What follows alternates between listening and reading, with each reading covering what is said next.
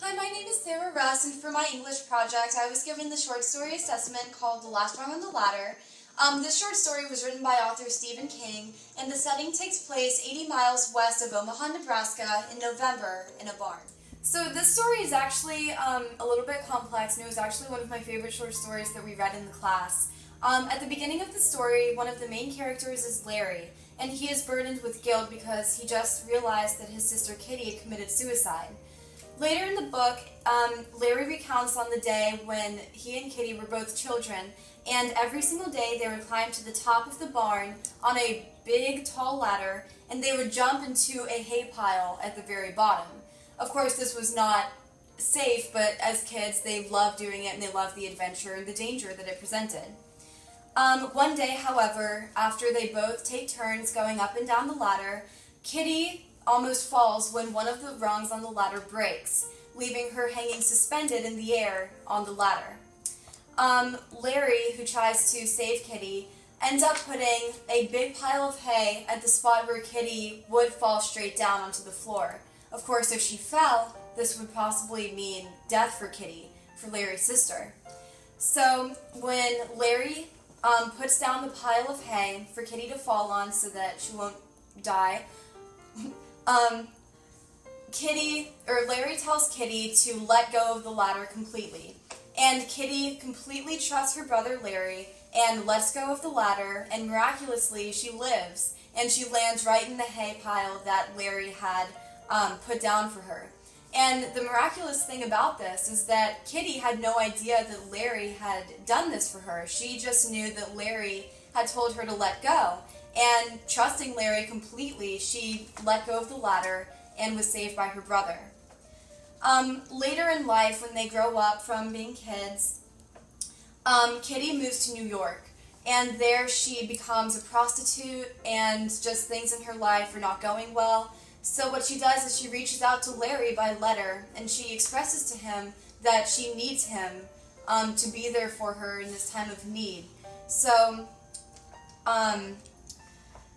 however, Larry, he ignores her letters, and he is too busy with his work and with his own affairs in his life that he ignores Kitty. And by ignoring Kitty, she finally climbs to the top of a building in New York, and she jumps, ultimately killing herself. However, before she died, she wrote Larry a final letter saying how desperately she needed him, and this made Larry realize how he wasn't there for her. I believe that the author wrote this short story to send a message to people that no matter how busy you are, we really need to make time for those loved ones who are so important to us, because if Larry would have made time for Kitty, then she wouldn't have, felt the need to commit suicide, and that's, I think, really an important message in this story. I think the author was really trying to make a point that trust is a very big responsibility that you can't just turn away from. And Larry was there for Kitty the first time, but he wasn't there the second time to be able to save her. And Kitty had trusted that Larry would save her from that fall from the ladder that day, but she had also, I think, trusted that death would ultimately take her away from the troubles that she had in life. So I think that's a really big point in the story too. I believe that the theme is to always make time for family and friends if they're reaching out for help, because no matter how busy you are with school or with work, family and friends should always come first, because those are the people who you love and who really matter in your life. I think the story matters tremendously because it reminds us that in our busy lives we have people constantly depending on us and relying on us, and we really just need to be there for them in their time of need or just in everyday life, really. I think this story really raises the question of why Larry couldn't make time for his younger sister, and what happened to their relationship where he didn't feel the same need to be there for her as she felt the need to spend time with him.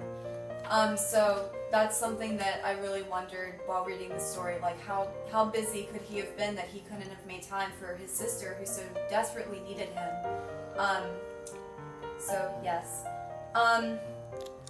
I think that this story should be read because we all have busy lives. I have school, of course, I have the work, and I have, extracurriculars and theater, and and other people have, you know, just work and all. But it reminds me that if there's someone in need, I need to make time for them, and people need to make time for them no matter what is going on in their personal lives. I think that's a really important thing. The insight that this story gives is to not use just being busy as an excuse or a cop-out, because no matter what, you need to make sure that you're there for those people that you love. Connections to the author, there's no real way of knowing if what was written by the author was a personal life experience, but I think the author might have felt that he had let someone down in his life, or that someone had let him down in his life, and therefore he was able to relay that connection in this story and make it really powerful, I think. The setting at first was on the ladder in the barn, and then Larry was able to be there for her and save her. But then later, when she's in New York as an older woman now, when she climbs to that building knowing what she's about to do, she's in an urban New York City and all, and she knows that Larry isn't going to be there for her, so she jumped and he wasn't there to save her that time. So thank you so much for listening to this report that I did for this short story. I would just like to end it by using a direct quote from the very end of the story, actually, that Larry had used. And what he had said is, "She was the one who always knew that he would be there." So I think that's really important to the story, and a great ending to it.